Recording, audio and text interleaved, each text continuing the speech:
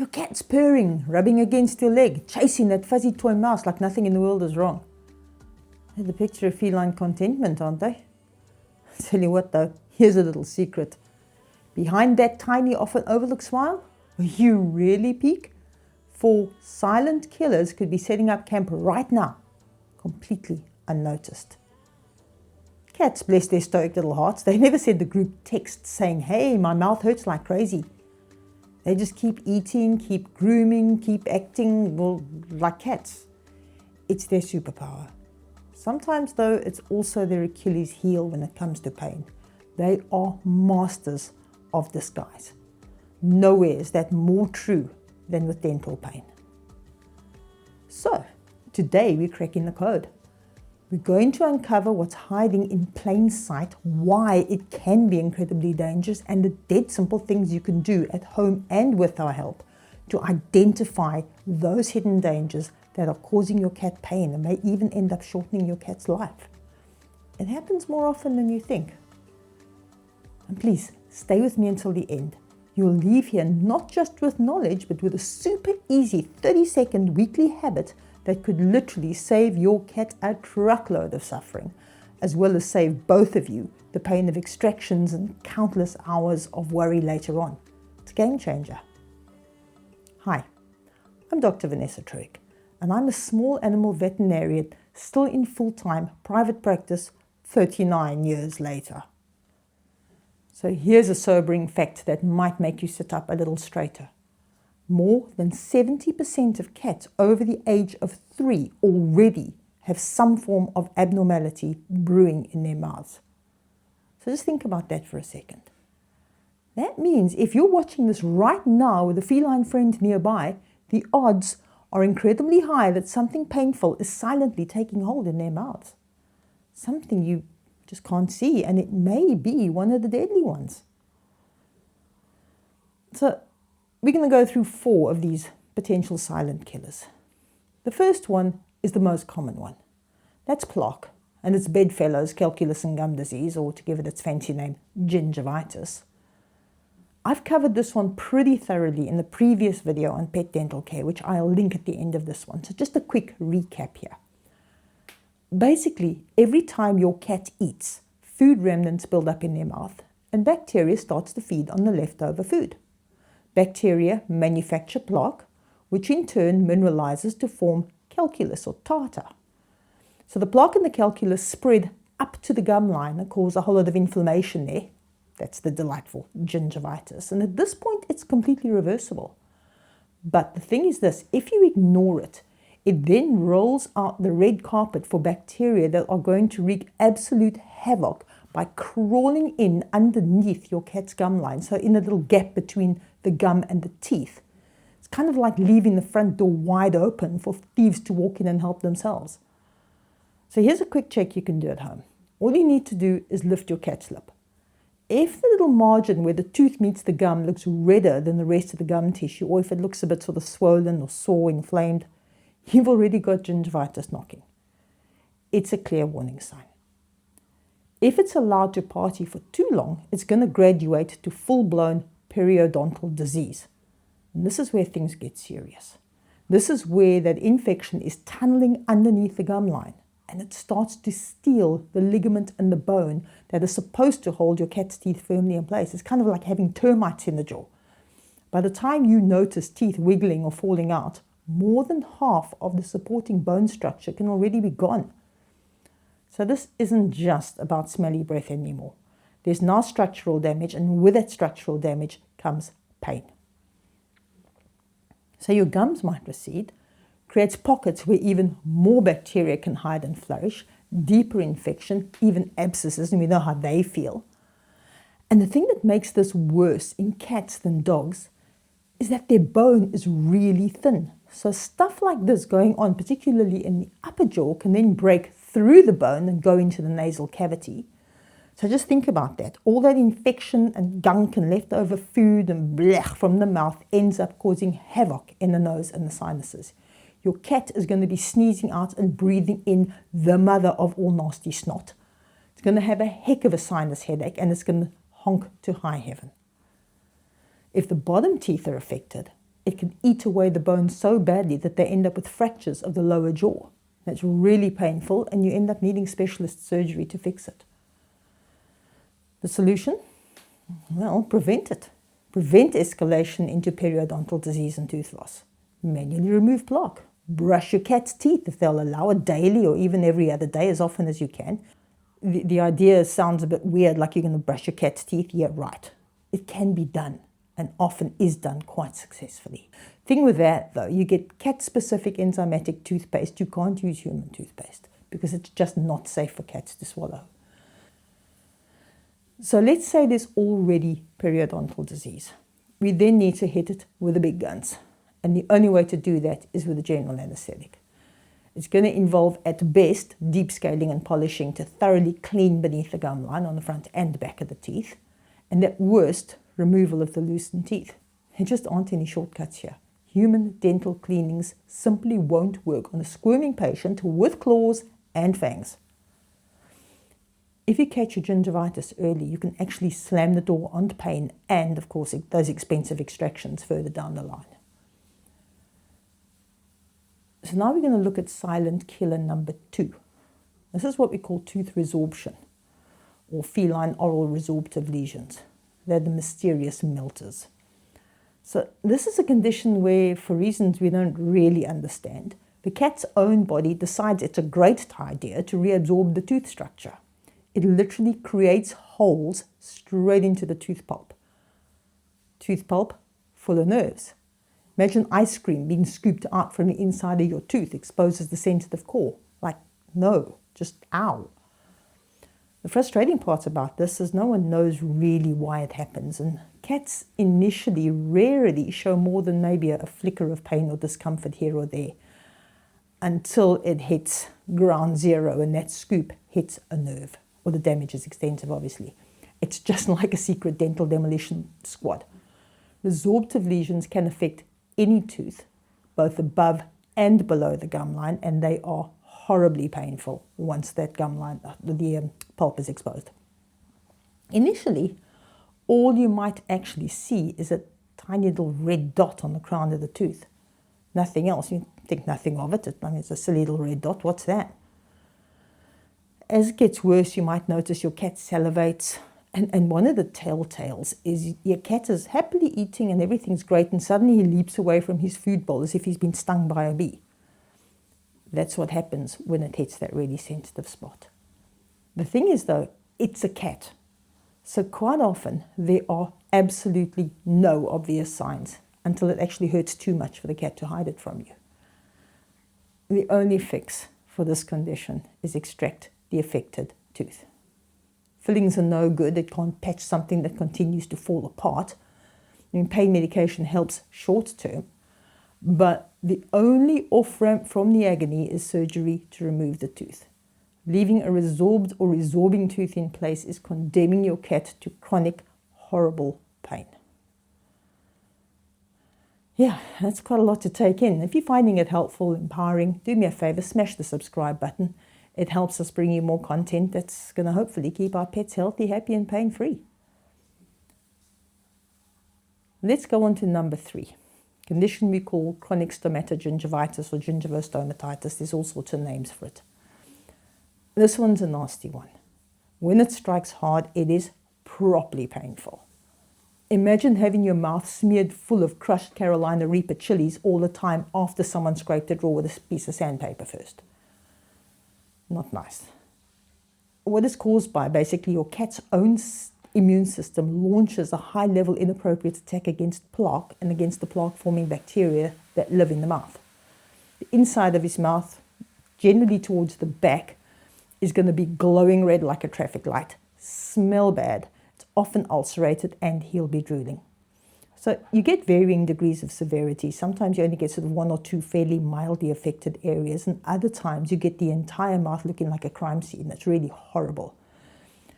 As an owner, though, you can't really do anything to prevent it happening.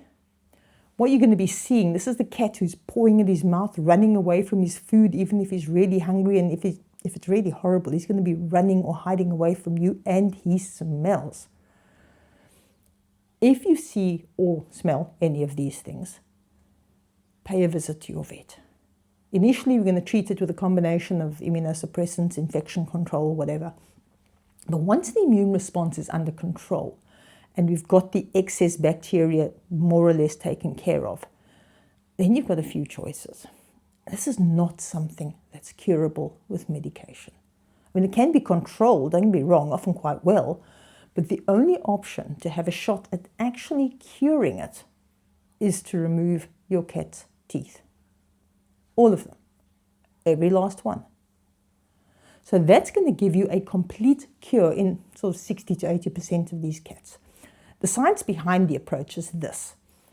If it's an inappropriate immune response against plaque, then it stands to reason that getting rid of the surface that plaque grows on should then give the immune system nothing to react to. The thing is, I found that a few complete extraction kitties can actually still have flare-ups of inflammation in their mouths every now and then, but generally it's really mild and most of it can be kept under control and at bay really very easily with medication. Generally though, what I'll recommend that these little guys that have flare-ups, keep them on an oral antiseptic, one of these tooth gels, even though they've got no teeth. Reasoning behind that, it just keeps the bacterial load in the mouth sort of low and low enough to not cause problems. The fourth and probably the worst of the silent killers, we're going to call it oral neoplasia, mouth cancer. So it's the deadliest one of all. There are a few of them and sadly they are all bad news. Mouth cancers are the fourth most common kind of feline cancer, and there have been loads of theories out there trying to figure out why. You know, to me, I don't know, think about it. Cats groom by licking themselves, right? So if they've got known carcinogenic substances on their fur, they're going to be putting those carcinogens in their mouths several times a day, like every time they groom.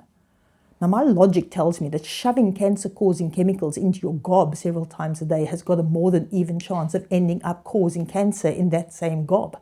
There's not really convincing research, but it's just common sense to me. Now, as far as I know, they haven't as yet proved conclusively causality so that these things actually cause cancer, but there are a heck of a lot of research papers that admit an association between things like living in a cigarette-smoking household, certain of the old-fashioned flea-collar ingredients, certain of the organophosphates, and even tinned tuna. Those things have been associated with a higher incidence of mouth cancer in cats. Absolute causality? Not yet. I don't know. I don't think it's worth taking a chance. 99% of all cat mouth tumors are malignant. The big problem is they are sneaky. They start deep in the tissue of the mouth, sometimes under the tongue or hidden away right in the back corner. By the time we find them, they've generally already gone too far. They're even capable of destroying the jaw bones. Often, at this point, the best we can do is control pain. The surgical removal can be done if you catch one really early by some miracle, but even then, a lot of the time, it needs to be followed up with radiation or chemo, and the recurrence rate is horribly, horribly high. These little guys are so difficult to manage. And, we just know once we see those telltale, uneven, rough, bleeding masses of tissue, that really we can't help them with much more than assisted feeding and manage their pain. That dreaded end-of-life decision is often going to be imminent, and sadly, it can be the best course of action for the poor cat. Next up, I'm going to show you a 30-second weekly check you can do right on your sofa with absolutely zero equipment. So it's super simple. Basically once a week. Pick a, regular time, quiet time every week. It helps if you wrap your cat in a towel like a little burrito. For some reason it kind of keeps them calm, but also it keeps those claws under control. Sit down on the couch and sit with your cat generally facing away from you. Just flip up their lip. Yeah, just the lip. You don't have to force the mouth open. Just flip the lip up. And here's what you're looking for. You're looking at the color. The gum should be a sort of nice, healthy baby pink, not angry cherry red, and not blotchy. No lines of redness, blotches of redness. Take a sniff, smell it. Any odor that's worse than sort of cat food smell needs vet attention. So a really foul, pungent smell is a massive red flag for infection or severe disease, sometimes even cancers. Then look for tartar. That's brown concrete like gunk building up on the teeth, especially the back teeth. It's a breeding ground for bacteria, and the only way to remove it is with professional cleaning. Then we look at your cat's head from above and we look for symmetry. Does one side of his skull, his mouth, look exactly the same as the other, or is there a difference? Something a bit more swollen on one side, maybe his muzzle's bulging on one side. Or if you notice that one side's got tartar and the other side hasn't, it might indicate that pain is steering their chewing to one side or the other. And then finally, touch. What this is going to pick up is things like resorptive lesions under the gum and that kind of thing. So just run your finger, if your cat's not going to take a piece out of it, along the outer surface of the teeth and gums. If you're worried, you can even do this from the outside. Thing is this, if your cat flinches, pulls away, or tries desperately hard, particularly if it's a new change, to avoid contacting any one spot, bring him in to see us. We might just be able to stop something nasty that's going on. The entire check takes under half a minute, costs you nothing, and can literally spare you a 4-figure dental surgery later on. You know, make it a, I don't know, Sunday night ritual, whatever, maybe right after their pedicure. The thing is, consistency is key. Last thing, prevention power moves. What can we do? So how are we going to keep their pearly whites pearly white and healthy? Gold standard, brush their teeth. And there's a technique of doing this. We'll have a look at it. You start just by letting your kitty lick a pea-sized dot off your finger, get them used to the taste. Then you can graduate to a little silicone finger brush, gently massage their gums, and it's always got to be fun. Reward them with a play session or a special treat, whatever they like afterwards, to make it fun and something they're going to look forward to. So we're talking enzymatic feline toothpaste, never human. You apply it with either a soft finger brush, little cat toothbrush, sometimes even a human baby brush works quite well. You can do the whole thing in 30 seconds, just gently brushing the whole mouth, but try and get to the ones at the back. If you can't manage it daily, 3 times a week can even help. Anything helps. The key is consistency. Make it a positive experience for your cat. Try and make it a habit. If your cat's just absolutely no, then you've got the option of a dental diet. There are a few of them out there. What these are is a particularly type of sort of fairly fibrous cat food that's specifically designed to scrape plaque as your cat eats it. They've got like almost a mechanical scrubbing action, and there's quite a few of them around. You know, if you look for the Veterinary Oral Health Council seal on the bag, generally at least it is tested. So that's an option as well. The last one that's actually quite good is your oral antiseptics, water additives, stuff you sprinkle on the food, gels you rub on the gums. You know, these definitely help, but if possible, treat them as kind of the backup singers, not the main act. They can supplement brushing, they really are helpful, particularly if you have got a cat that's prone to developing immune-mediated issues. It just keeps that bacterial load in the mouth low enough to slow down the rate at which they can cause problems. They're not a standalone solution for serious dental problems, but every little bit helps. When you get to the point that there's inflammation or there's calculus or there's gunk on the teeth, it's going to be a professional cleaning. Most adult cats are going to need one at some point, especially as they get older. It's done under anesthetic. Now, anesthesia sounds scary, and it's a valid concern for any pet parent. Truth is, there's no such thing as a risk-free procedure. Having said that, we do everything in our power to keep them safe. We'll be performing pre-anesthetic blood tests to find and act on any hidden risk factors. Your pet's going to be closely monitored during and after the procedure, including sort of dishing out pre- and post-operative cuddles if needed. The reality is that complications do happen, but they are pretty rare, and for cats with painful mouths, the benefits of attending to the source of their pain under anesthesia far outweighs the risks. So to finish off with, let's recap those red flags you may notice, either in your cat's day-to-day behavior or during your weekly check. These are the things that signal the need to book a vet visit. First thing, bleeding from the mouth. Huge red flag. If you see blood around your cat's mouth, on his toys, on his food bowl, massive. Swelling under an eye. You think, oh, the cat's got a sore eye, it's got a swelling under it. A lot of the time that's a tooth root abscess because the tooth root sits right there. It's excruciatingly painful. We need to attend to it ASAP. Third thing, if your cat's dropping his food as if it burns him or struggling to pick it up, that's pain talking right there. Fourth thing, he's trying to have a go at his mouth. He's rubbing his face, pawing at his mouth, or when he's chewing, it's making a weird noise. Another red flag, again, pain. If you're seeing grey or yellow build-up of stony gunk on his teeth, red swollen gums, or a horrible smell, big red flag, bring him in to see us. And just remember, cats hold streak records for hiding pain. They're wired to conceal it to avoid predators. You don't want to be waiting long enough for your cat to start showing systemic signs, things like weight loss, losing interest in play, hiding away, going off his food. By then, he may have been in pain for months, if not years, and his dental infection may even have spread to other organs, his kidneys, heart, whatever. Those are incredibly difficult to treat, and sometimes may even have progressed too far for us to be able to help him. I mean, I believe it's always better to have a sort of precautionary vet or nurse visit that ends up with a, hey, you know what, looks great, keep it up, you're doing great. Then a frantic, Houston, we have a problem call when your cat becomes really sick or goes into irreversible organ failure. So there we go, you're now officially armed with knowledge. If this stuff resonates with you and you think maybe it could help another cat parent, please feel free to hit the share button.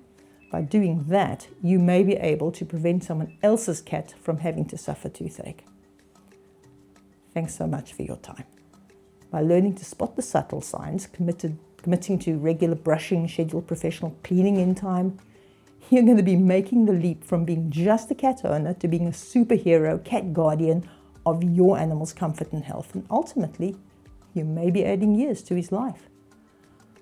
Knowledge is power, but it's only truly powerful if you use it. So flip that lip tonight, take a peek, and give your cat the pain-free future he absolutely deserves.